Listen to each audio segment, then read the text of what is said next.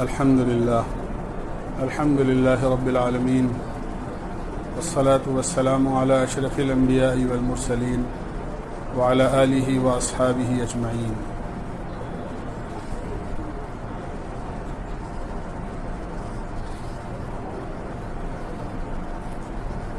دوستو بزرگو،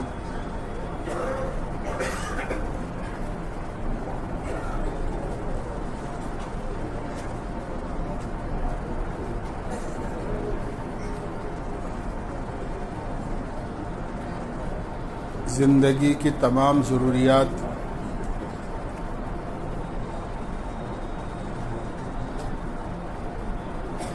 جس کا انسان کی زندگی سے تعلق ہے، اس کے سارے ضابطے اصول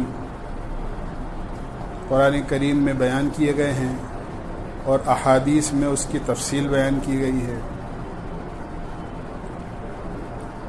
ایسے ہی ہمارے معاشرے کا ایک پہلو نکاح اور شادی بھی ہے. مستقل قرآن کریم میں اور احادیث نبوی میں اس کے احکامات بیان کیے گئے ہیں.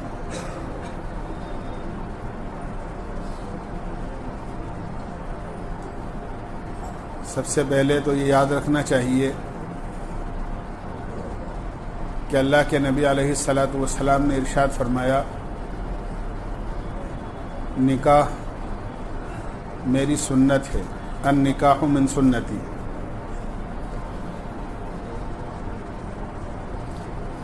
یہ عام حالات کے اعتبار سے آپ نے فرمایا ہے، ورنہ اگر کوئی آدمی ایسا ہے جس کے نکاح نہ کرنے کی وجہ سے گناہ میں پڑ جانے کا قوی اندیشہ یا پورا خطرہ ہے، تو ایسے آدمی پر نکاح کرنا فرض کے درجے میں ہو جاتا ہے.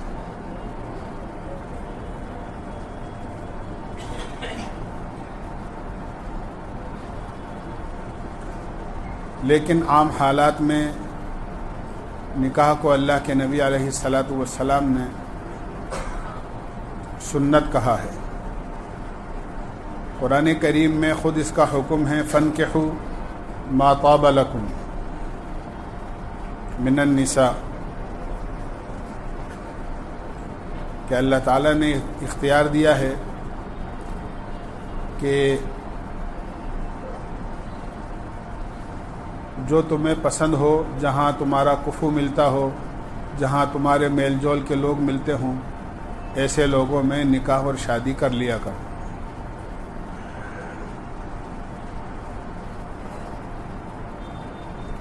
یاد رکھنا چاہیے کہ شادی کوئی دنیاوی معاملہ نہیں ہے، بلکہ نکاح اور شادی ایک عبادت ہے، اور عبادت کو عبادت کے طریقے سے پورا کیا جائے تو وہ عبادت رہتی ہے، ورنہ وہ عبادت نہیں رہتی. یاد ہے،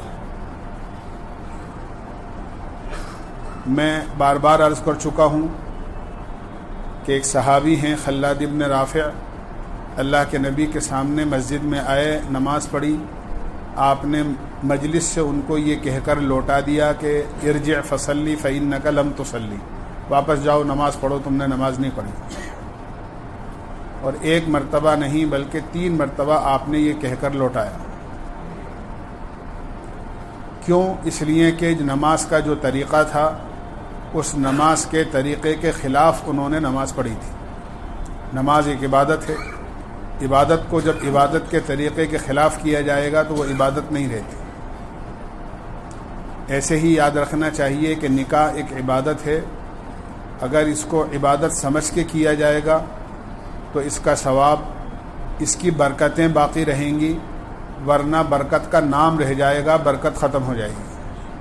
چاہے آپ کتنے ہی ایک دوسرے کو مبارکباد دے دو، لڑکے والا لڑکی والوں کو دے دے، لڑکی والے لڑکے والوں کو دے دیں کہ صاحب مبارک ہو، لیکن اگر اس عبادت کو اور اس نکاح کو سنت کے مطابق اور عبادت سمجھ کے نہیں کیا گیا تو یاد رکھو چاہے الفاظ کتنے ہی اچھے ادا کر لیں آپ برکت کے، برکت ہرگز نہیں ہو، یہ طے ہے۔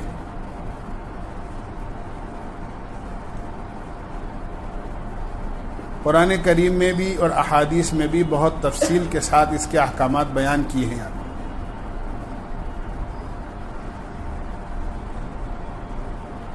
اس لیے یہ موقع سب کے لیے آتا ہے، ماں باپ کے لیے، اپنے بچوں کے لیے آتا ہے کہ ان کے بچوں کی ایک ذمہ داری انہیں پوری کرنی ہوتی ہے۔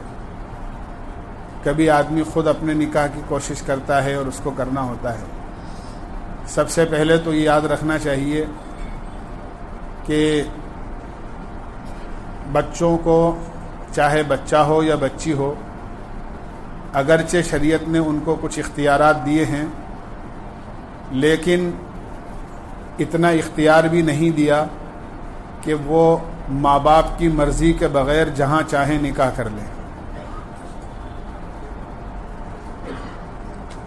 ماں باپ جو ان کو پال پوس کر بڑا کرتے ہیں، لہذا ان کی ذمہ داری بنتی ہے کہ وہ بچوں کا صحیح جگہ رشتہ کریں، اور بچوں کی لائقی یہ ہے، چاہے وہ بچہ ہو یا بچی ہو، لڑکا ہو یا لڑکی ہو، ان کی لائقی یہ ہے کہ وہ اپنے ان معاملات کو ماں باپ کے سپرد کر دیں۔ ہاں اتنی بات ہے کہ اگر کوئی بات ہے تو اپنی پسند ناپسند کا اظہار کر دیں کہ ہاں فلاں جگہ رشتہ یہ میری مرضی کے مطابق ہے یا فلاں جگہ وہ مناسب نہیں ہے۔ ماں باپ کو بھی بچوں سے رائے لے لینی چاہیے، لیکن یہ سمجھنا چاہیے کہ ماں باپ جو بچوں کے ہمدرد ہوتے ہیں اور انتہائی ہمدرد ہوتے ہیں، اور ماں باپ بچوں کے لیے کبھی برا نہیں چاہتے، ہمیشہ وہ اچھا چاہتے ہیں، چاہے وہ خود اپنے لیے اچھا نہ چاہیں لیکن اپنی اولاد کے لیے اچھا چاہتے ہیں۔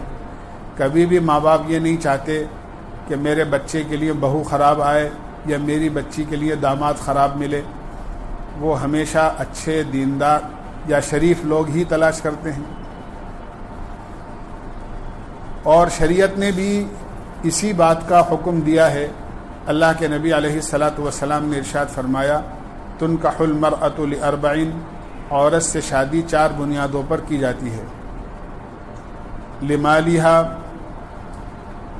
ولحسبہا، اسی طرح آپ نے فرمایا اس کے مال کی وجہ سے، اس کی خوبصورتی کی وجہ سے، اور اس کے حسب نسب کی وجہ سے، اور اس کے دین کی وجہ سے۔ یہ 4 بنیادیں ہیں، خوبصورتی، اس کا مال، اس کا خاندان، اور اس کی دینداری۔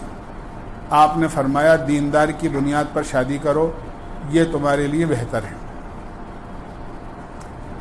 علماء نے لکھا ہے احادیث کی روشنی میں کہ خوبصورتی کی بنیاد پر نکاح اور شادی کرنا یہ عیسائیوں کا طریقہ ہے، مال کی بنیاد پر شادی کرنا یہودیوں کا طریقہ ہے، خاندان کی بنیاد پر شادی کرنا یہ زمانے جاہلیت کا طریقہ ہے، اور دینداری کی بنیاد پر شادی اور نکاح کرنا یہ اللہ کے نبی علیہ الصلاۃ والسلام کا طریقہ ہے۔ اللہ کے نبی علیہ الصلاۃ والسلام کے طریقے پر شادی ہوگی تو یقیناً اس میں خیر اور برکت ہوگی۔ رشتہ تلاش کرنے کے اندر اس بات کا حکم دیا گیا ہے، اذا جاءکم من ترضون دینہ وخلقہ فزوجوہ، جب تمہارے یہاں کوئی رشتہ آئے تو دینداری اور اخلاق کو دیکھ لو، اگر دینداری اور اخلاق پر مطمئن ہوں تو بچے اور بچی کی شادی طے کر دو، اور اخلاق اور دینداری پر مطمئن نہ ہوں تو کوئی دوسرا رشتہ دیکھو۔ یہ رشتہ تلاش کرنے کی بنیاد ہے، مال، خوبصورتی، حسب نسب یہ چیز نہیں ہے۔ پھر یہ یاد رکھنا چاہیے کہ نکاح کے موقع پر جو بھی قاضی صاحب یا نکاح پڑھانے والے ہوتے ہیں وہ قرآن کریم کی 3 آیتیں تلاوت کرتے ہیں، ایک حدیث بھی پڑھتے ہیں خطبے کے اندر، اگرچہ خطبہ فرض اور واجب نہیں ہے، سنت ہے نکاح کا، لیکن یاد رکھنا چاہیے اللہ کے نبی علیہ السلام نے انہی 3 آیتوں کو نکاح کے خطبے میں پڑھنے کی ترغیب دی ہے، لیکن ان آیتوں میں جو پڑھی جاتی ہیں نکاح کا کہیں تذکرہ نہیں۔ تینوں آیتوں کے اندر تقوی کا تذکرہ ہے۔ اللہ سے ڈرو، اللہ سے ڈرو، اللہ سے ڈرو۔ اس میں بہت بڑی حکمت ہے۔ 3 آیتوں میں 3 مرتبہ تقوی کا تذکرہ اور تقوی کا حکم ہے، یعنی اللہ سے ڈرنے کا حکم ہے۔ شادی کے موقع پر بھی 3 مرحلے ہوتے ہیں۔ ایک شادی سے پہلے کا جس میں رشتہ تلاش ہوتا ہے، اس میں بھی اللہ سے ڈر کر ہی رشتہ تلاش کرنا چاہیے۔ دوسرے نکاح کا موقع ہوتا ہے، شادی کی تقریب ہوتی ہے، نکاح کی تقریب ہے، ولیمہ کی تقریب ہے۔ اس موقع پر بھی یہ تقریبات اللہ سے ڈرتے ہوئے کرنا چاہیے۔ ایسا نہیں کہ آدمی اپنی خوشی میں اللہ کو بھلا دے۔ پھر ایک زندگی ہوتی ہے جو شادی کے بعد کی ہوتی ہے، میاں بیوی کی۔ اس میں بھی دونوں اگر اللہ سے ڈر کر اپنی زندگی بسر کریں گے تقوی کے ساتھ میں، تو زندگی کی گاڑی صحیح چلے گی، ورنہ حالات دوسرے پیدا ہو جاتے ہیں۔ اس لیے نکاح کے موقع پر آج ہمارے یہاں نکاح ایک کھیل بن گیا ہے، ایک ضرورت بن گئی ہے، صرف کہ بھئی ایک ضرورت ہے اسے پورا کر لو۔ ایک شوق کی چیز بن گئی ہے کہ بھئی اس کو ایک خوشی ہے، ایک شوق پورا کرنا ہے۔ لوگ انتظار میں رہتے ہیں اپنی جی کی نکالنے کہ بچے کی شادی کا موقع آئے گا، یا بچے کی شادی کا موقع آئے گا، یا اپنی شادی کا موقع آئے گا تو ہم اپنی جی کی نکالیں گے۔ ایسا ہرگز نہیں کرنا چاہیے۔ اللہ اور اس کے رسول کو سامنے رکھ کر تمام نکاحوں کی تقریبات کو انجام دینا چاہیے۔ میں نے عرض کیا ہمارے یہاں نکاح سے پہلے بہت ساری تقریبات ایسی ہوتی ہیں۔ نکاح کی سب سے بڑی سنت اور نکاح کا سب سے بڑا دین کم خرچ اور سادگی ہے۔ اللہ کے نبی نے فرمایا اعظم النکاح برکتاً ایسرہ مؤونہ، سب سے زیادہ بابرکت نکاح وہ ہے جو سادگی کے ساتھ کم خرچ میں کر لیا جائے، کم خرچ میں کر لیا جائے۔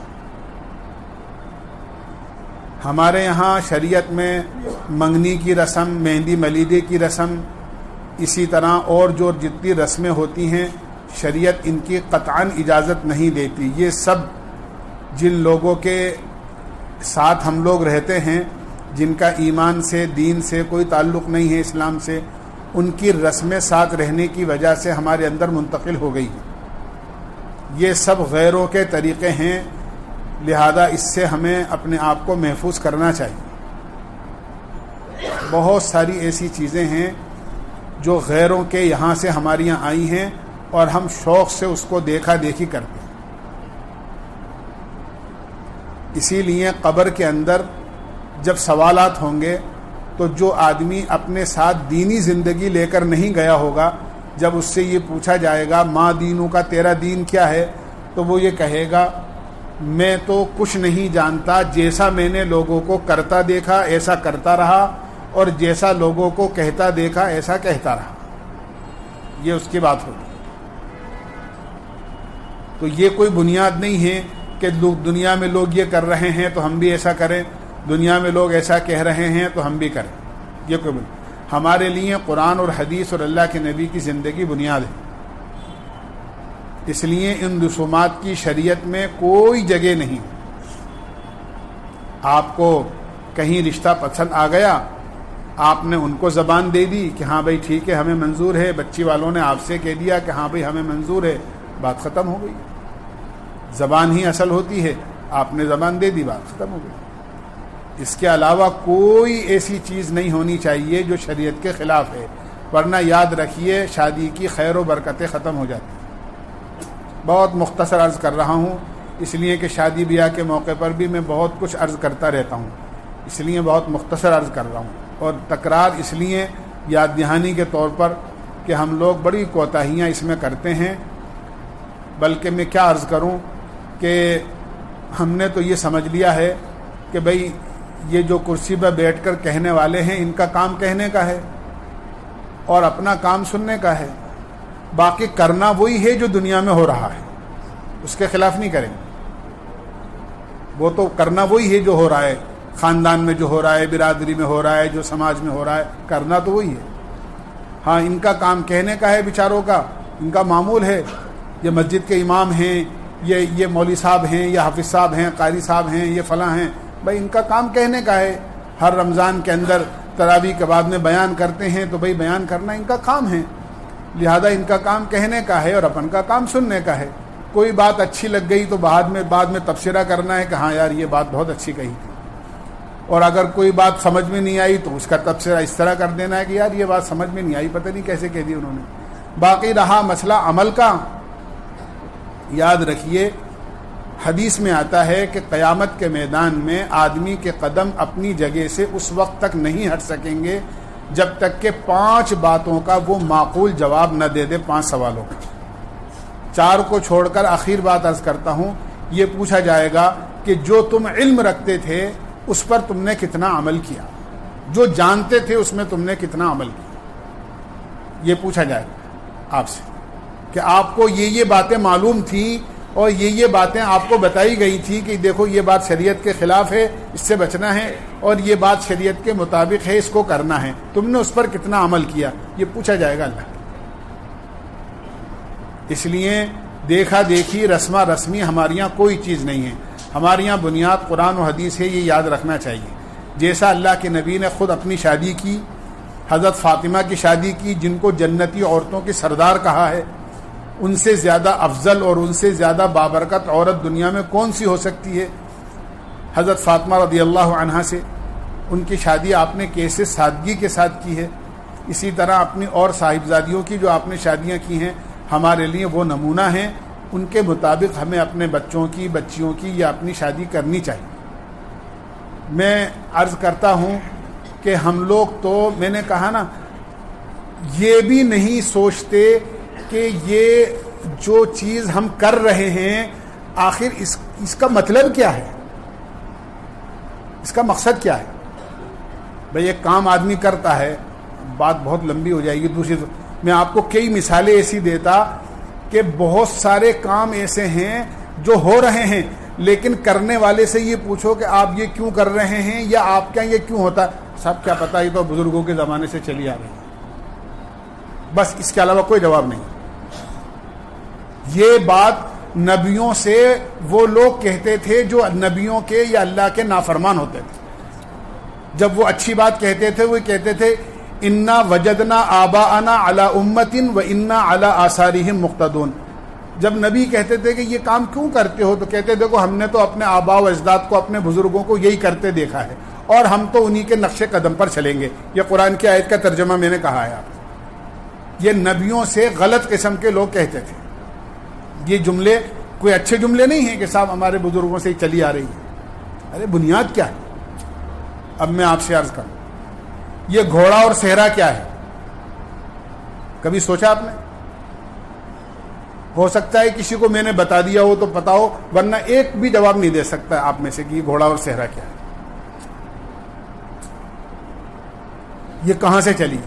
ایک غیر مسلم راجا کے 2 بیٹے تھے. آج بتاتا ہوں آپ کو، یاد رکھنا. ایک غیر مسلم، غیر ایمان والے راجا کے 2 بیٹے تھے. ایک اندھا تھا اور ایک لنگڑا تھا. تو شادی کے موقع پر اندھے کا عیب چھپانے کے لیے یہ اس کو پھولوں کا سہرا ڈالا تھا اس نے، تاکہ لوگوں کے سامنے یہ نہ آئے کہ یہ اندھا اور نابینا ہے، اس کے عیب کو چھپانے کی، تاکہ لوگوں کو پتہ نہیں چلے صاحب راجا کا بیٹا اور بادشاہ کا بیٹا نابینا اور اندھا ہے، اس کی شادی ہو. اور ایک بیٹا لنگڑا تھا جس کو پیدل نہ لا کر گھوڑے پر لے کر آیا تھا تاکہ اس کا عیب چھپ جائے. اچھے خاصے کو گھوڑے پر بٹھا کر لاتے ہیں اور اس کے بعد گود میں اٹھاتے ہیں، چاہے اٹھے نہ اٹھے. کیا عجیب ایک گڑیا گڈی کا کھیل ہوتا ہے. دیکھو کیا عجیب منظر ہوتا ہے، آپ دیکھنا کبھی، اور دیکھتے ہو آپ تو کیا دیکھنا. یہ حقیقت ہے اس کی. تو لنگڑوں کی رسم، لنگڑوں کی پیروی اور اندھوں کی پیروی کرتے ہیں جو لوگ یہ سہرے باندھتے ہیں. بالکل صاف کہہ رہا ہوں آپ سے.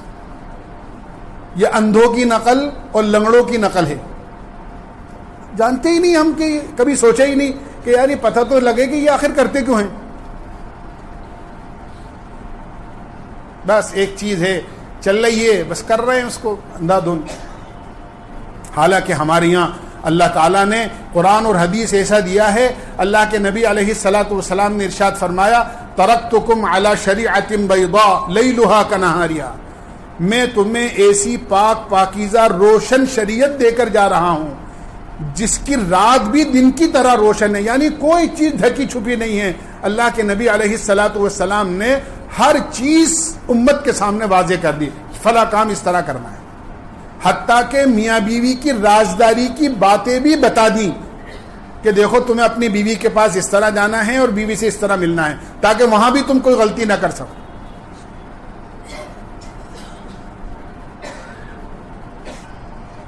آپ ہاں میں بیسی بات نہیں، اللہ کے نبی علیہ الصلاۃ والسلام نے عین بیوی کے سے ملنے کے وقت کی دعا بتائی ہے. اللہم جنبنی الشیطان وجنب الشیطان منہ. آپ نے دعا بتائی ہے کہ جو آدمی بسم اللہ پڑھ کے اس دعا کو پڑھ کے بیوی سے ملتا ہے تو شیطان دور چلا جاتا ہے، اور جو آدمی اپنی بیوی سے بسم اللہ اور اس دعا کو پڑھے بغیر ملتا ہے تو شیطان بھی مرد کے ساتھ اس کی بیوی کے ساتھ صحبت کرتا ہے. حدیث کی بات بتا رہا ہوں میں آپ کو. اور شیطان کا پانی مرد کے پانی کے ساتھ شامل ہو کر بچے میں داخل ہو جاتا ہے. پھر کیا کہتے ہیں صاحب کوئی دم کر دو بچہ بڑا شیطان ہے، تو شیطان تو ہو گئی کیونکہ شیطان کا پانی شامل ہے اس میں. کیا کہتے ہیں نا کہ صاحب اس پہ ذرا دم کر دو، اس کو کوئی تعویذ دے دو، صاحب بڑا ہی شیطان بچہ ہے. تو شیطان تو ہونا ہی ہے اس کو. یہ چیزیں بالکل ہم ان چیزوں سے دور ہیں. بہرحال شادی کے موقع پر اللہ سے ڈرنا چاہیے. تینوں آیتوں میں تقوی کا حکم ہے کہ اللہ سے ڈرو. پہلے بھی شادی کے موقع پر. ایک بہت بڑی کوتاہی جو ہم سے ہو رہی ہے میں اس کی طرف آپ سے اشارہ کر رہا ہوں. دیکھیے شادیوں کو مسجد میں کرنے کا اہتمام کرو. جو لوگ آپ سے کئی گنا زیادہ مالدار اور پیسے والے ہیں، آپ ساؤتھ چلے جاؤ، جو لوگ جانتے ہیں جاتے ہیں ان سے پوچھیے. بنگلور چلے جاؤ، مدراس چلے جاؤ، کرناٹک چلے جاؤ، آپ کے کیرلا چلے جاؤ، وہاں پر 80% نکاح مسجد میں ہوتے ہیں مسلمان. اور تقریباً 99% نکاح جو ہیں، بلکہ 100% بھی کہوں تو غلط نہیں کہ 100% نکاح دن میں ہوتے ہیں. ہمارے یہاں ایک فیشن بن گیا ہے رات کو 12 بجے بعد دیر سے نکاح کرنے نکاح ہونے. جب سارے مہمان کھا پی کے روانہ ہو جاتے ہیں کچھ نہیں بچتا، اور بیچارے وہ پکانے والے بھی اور لڑکی والے بھی جو ہے وہ بیٹھے رہتے ہیں، انتظار کرتے ہیں، تب جا کے وہ بارات لے کے دھوم دھام رات کو پتہ نہیں کس کو جناتوں کو سناتے ہوئے یا بینڈ باجا یا ان کو پٹاخے جو سونے والوں کو جگاتے ہوئے وہ لوگ آتے ہیں اور پھر وہ نکاح ہوتا ہے. ایک ویرانیت سی چھائی ہوئی ہوتی ہے نکاح میں، کیونکہ سب تو جا چکے ہوتے ہیں. دیر سے نکاح کرنے کا رواج ختم کریں. بہت آج شاید آپ کو پتہ نہیں چلے گا، اور پیسے کے نشے میں آدمی کو نہیں پتہ لگتا ہے، نہیں لگتا ہے، اس لیے کہ شراب کے نشے سے زیادہ پیسے کا نشہ اور مال کا نشہ علماء نے لکھا ہے. جو مال کا نشہ ہوتا ہے نا وہ شراب کے نشے سے زیادہ ہوتا ہے. آدمی کو کچھ نظر نہیں آتا. میں نے شاید پہلے بھی آپ سے کہا، ایک آدمی کو میں نے خود کہ وہ کسی رشتہ دار کی شادی میں، کیونکہ بیچارے رشتہ داروں میں مالدار بھی ہوتے ہیں غریب بھی ہوتے ہیں، بیچارہ ایک غریب آدمی شادی میں گیا اور دیر تک ودائیگی تک اس کو اس لیے رہنا تھا کہ وہ قریب کا آدمی تھا، اس کے بغیر آ نہیں سکتا تھا. رات کو 1-2 بجے سردی کے موسم کے اندر جب بھی وہ ان کی ودائیگی ہو گئی اور رخصتی ہو گئی تب وہ بیچارہ اپنے بچوں کو لے کر چلا. کوئی سواری تھی نہیں، باہر آ کر دیکھا کوئی آٹو رکشہ ملے، کوئی رکشہ کھڑا ہوا انتظار میں. ایک صاحب آئے، کہنے لگے آئیے بھائی کہاں جاؤ گے؟ کہنے لگے میں وہیں جاؤں گے، چلو بیٹھ جاؤ میرے ساتھ. بیٹھ گئے، بٹھانے کار میں بڑے اعزاز سے بٹھا لیا. بیچ راستے میں سونی جگہ آ کر ان کو اتار دیا کہ میرے دوست کا فون آ گیا ہے، مجھے تو وہاں جانا ہے اور آپ یہاں سے کوئی آٹو رکشا کر کے چلے جائیں. رات کو 1 بجے سنسان میں چھوٹے بچوں کو سردی کے موسم میں 20 بچوں کو لے کر بیچارہ 2 کلومیٹر یا 3 کلومیٹر تنہا پیدل سردی کی رات میں وہ کسی ہائی وے تک پہنچا. پھر پتہ نہیں کتنی دیر انتظار کے بعد کوئی سواری آئی. پیسے بھی نہیں تھے کہ گھر چلو وہاں جا کر گھر سے میں لا کر پیسے دے دوں. یہ حال ہے ان لوگوں کا جو اپنے دور بالکل شہر سے دور کئی کلومیٹر جا کر شادی کرتے ہیں اپنی شان دکھانے کے لیے کہ اور وہ یہ نہیں سوچتے ہیں کہ میرے غریب رشتہ دار جو وہاں آئیں گے. اور اگر نہیں جاؤ پہلے صاحب آپ آئی نہیں, بتاؤ آپ نے کوئی ہماری اہمیت ہی نہیں سمجھی اب شادی میں آنے کی. جانا ضروری ہوتا ہے اور ان کے ساتھ جانا. کتنی تکلیف ہوتی ہے لوگوں کو اس طرح کی.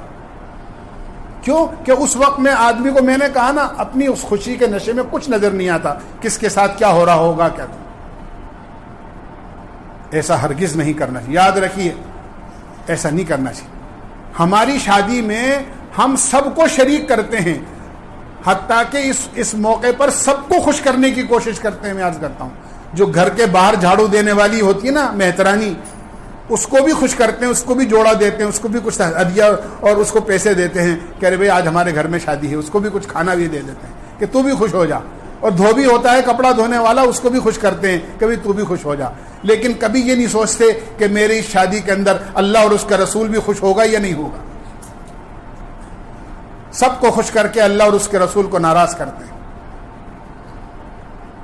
اس لیے شادیوں کو سادگی پر لے کر آؤ, سنت پر لے کر آؤ. اسی میں عافیت ہے اور اسی میں خیر ہے اور اسی میں برکت ہے. اس کے علاوہ اگر ہم نے کسی اور راستے پر ہم چلے گئے, یاد رکھیے سوائے بربادی کے کچھ نہیں. آپ کتنے کچھ کر لو, آپ تنہائی پوچھو گے کسی سے تو لوگ ہمیشہ 100% لوگ آپ کو ملیں گے ہی نہیں. کوئی کہے گا یار کھانا ٹھنڈا ہو گیا, کوئی کہے گا یار سالن تو صحیح تھا, بریانی صحیح نہیں تھی, کوئی کہے گا یار چاول ہی چاول آئے, کوئی بوٹی تو تھی نہیں اس میں.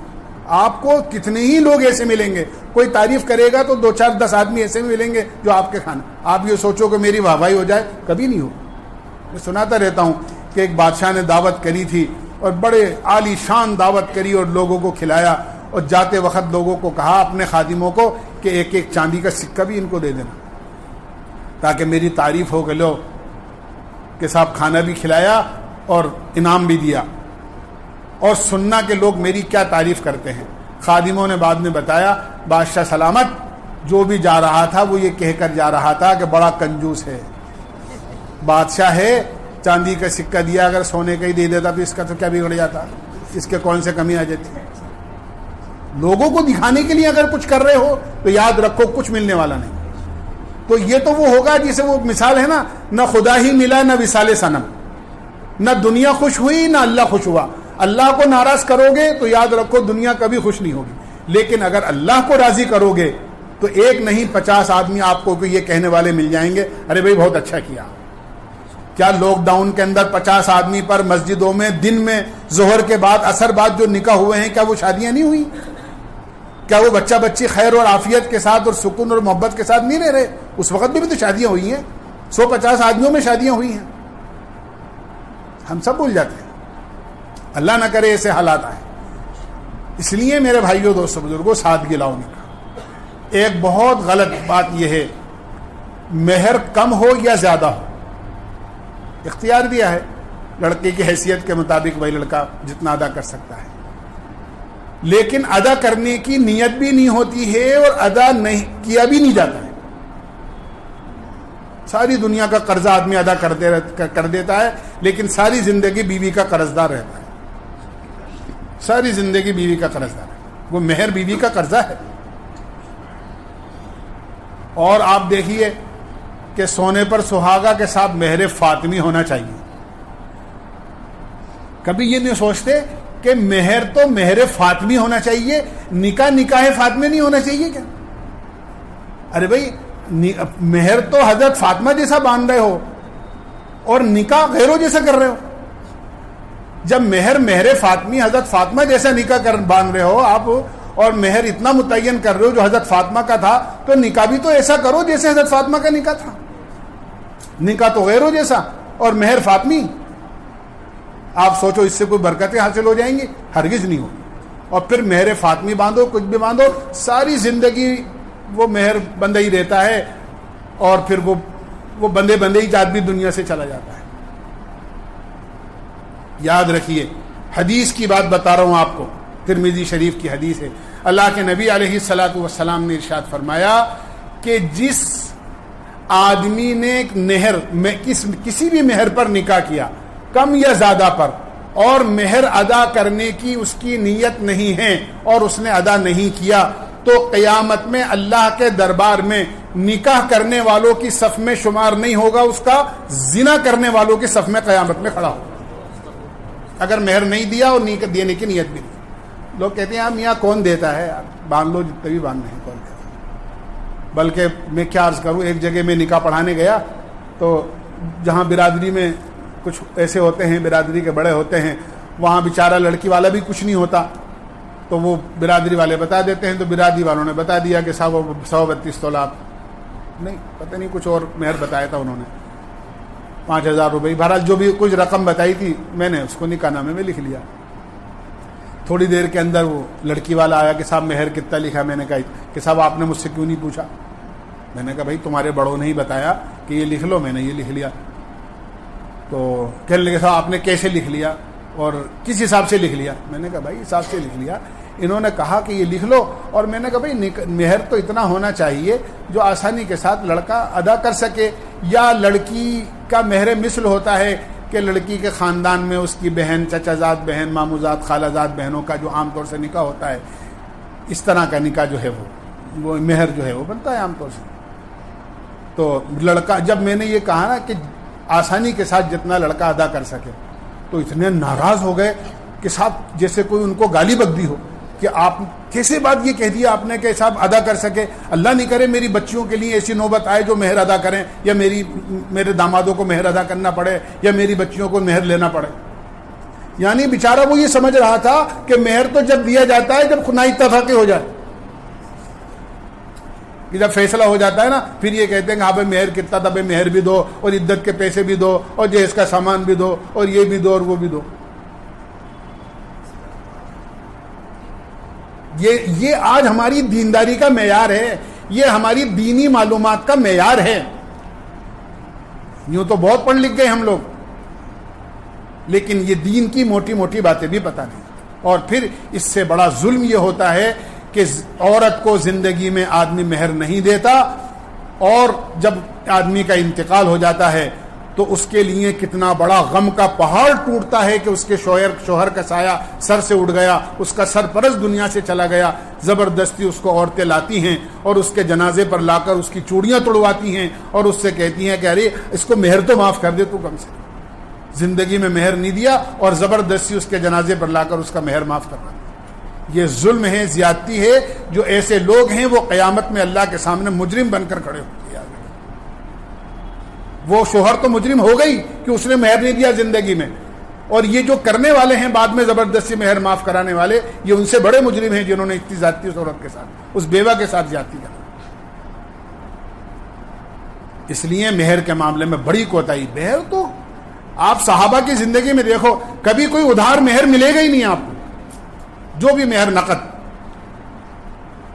ہمارے یہاں تو باقاعدہ ایک رواج بن گیا، اتنا نقد اتنا ادھار، اتنا نقد. 51 تو بھائی 50 ادھار اور 1000 نقد. حالانکہ حیثیت ایسی ہے کہ 50 لاکھ دے سکتا ہے آدمی ہاتھوں ہاتھ، لیکن اس کے باوجود بھی 1000 نقد اور 50,000 ادھار.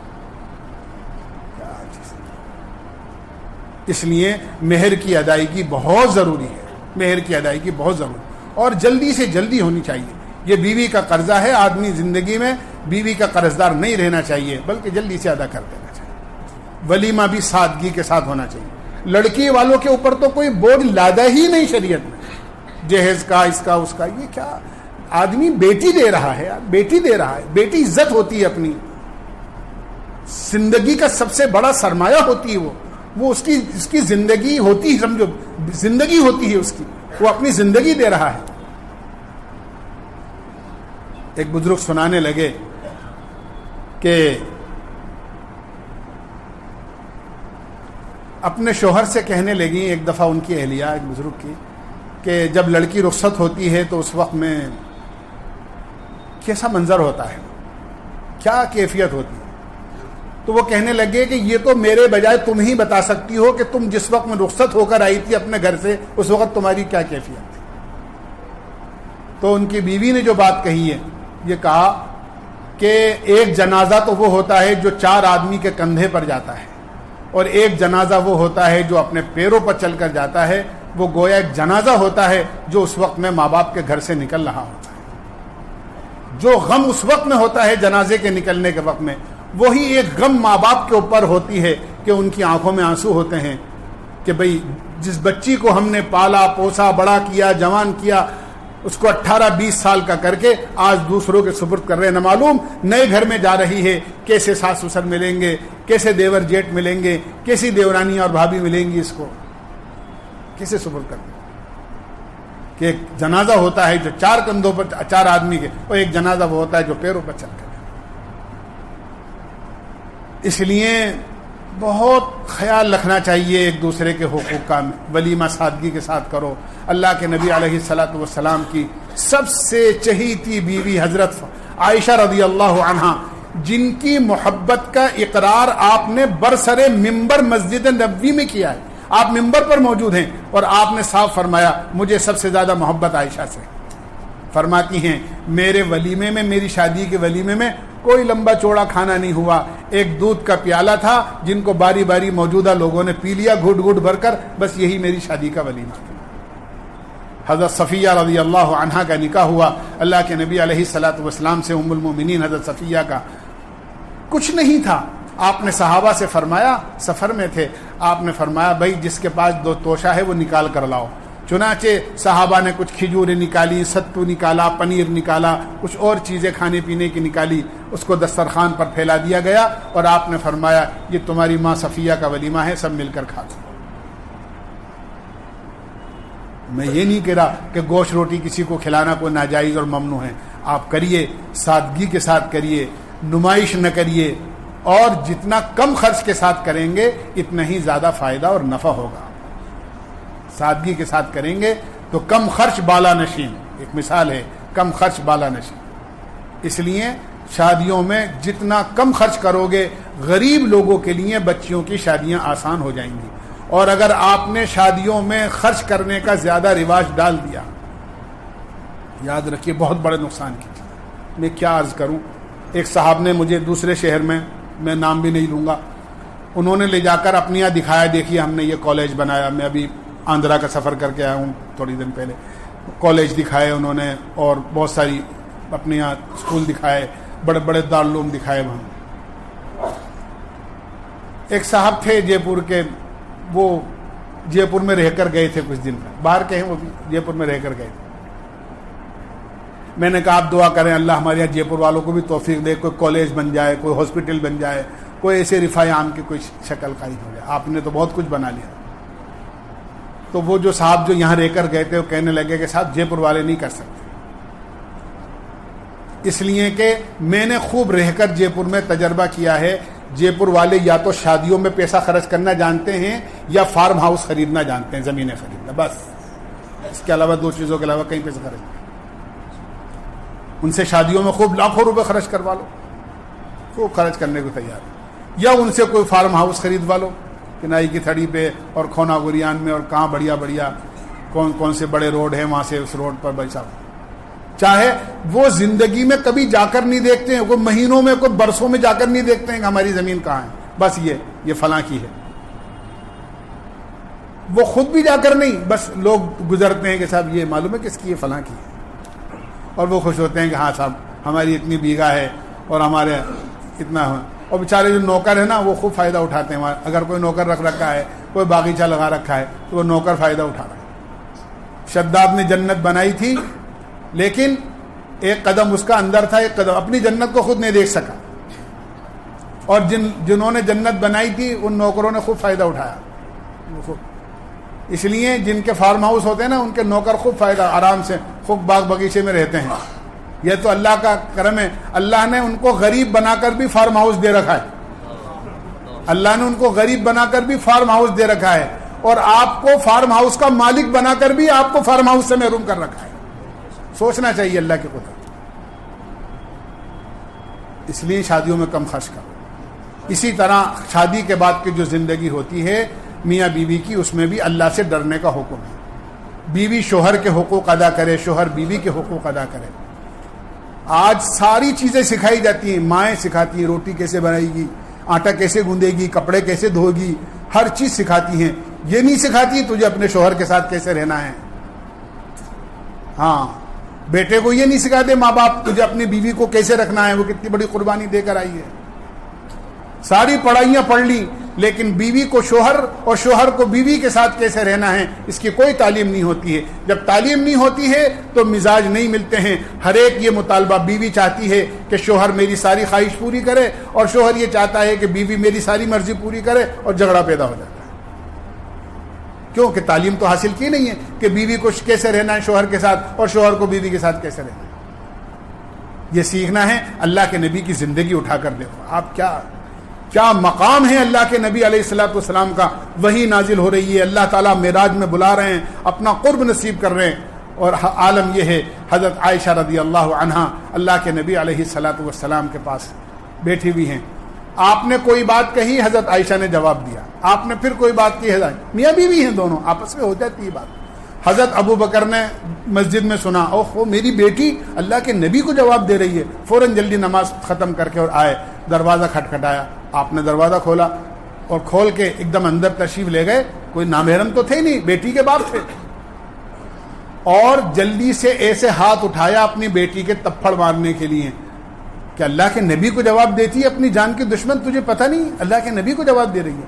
اللہ کے نبی نے ابو بکر کا ہاتھ یہیں پکڑ لیا. ابو بکر تم اپنا کام کرو, تمہیں ہمارے بیچ میں بولنے کی کیا ضرورت ہے, ہمارے میاں بیوی کا معاملہ ہے. ابو بکر باہر چلے گئے, دروازہ بند کر کے. اللہ کے نبی عائشہ سے کہہ رہے ہیں, دیکھ بچا لیا ورنہ تیرے چانٹا پڑ جاتا. کیا مقام ہے, اور بیوی کے ساتھ کتنی محبت, کوئی ناراضگی نہیں, کوئی ایسی روٹھا منائی نہیں, محبت کے ساتھ رہنا. یاد رکھیے میاں بیوی جتنے خوش رہتے ہیں اللہ ان سے خوش ہوتا ہے. حدیث یعنی بیوی اگر شوہر کو اور شوہر اور بیوی کو محبت کی نظر سے دیکھتے ہیں, اللہ آسمانوں کے اوپر سے ان کو محبت کی نظر سے دیکھتا ہے. اور حدیث میں آتا ہے, مسلم شریف کی حدیث ہے, شیطان روزانہ اپنا تخت پانی پر لگاتا ہے اور اپنے چیلوں کی کارگزاری سنتا ہے, سب سے کہتا ہے ہاں اچھا کیا اچھا کیا اچھا کیا. لیکن اگر کوئی آ کر یہ کہتا ہے کہ دو میاں بیوی محبت کے ساتھ رہ رہے تھے, میں نے دونوں میں لڑائی کرا دی, کھڑا ہو جاتا ہے اور معانقہ کر کے کہتا ہے کام تو کر کے آیا ہے. شیطان کو خوش کرنے والی چیز میاں بیوی کی لڑائی, اللہ کو خوش کرنے والی چیز میاں بیوی کی محبت ہے.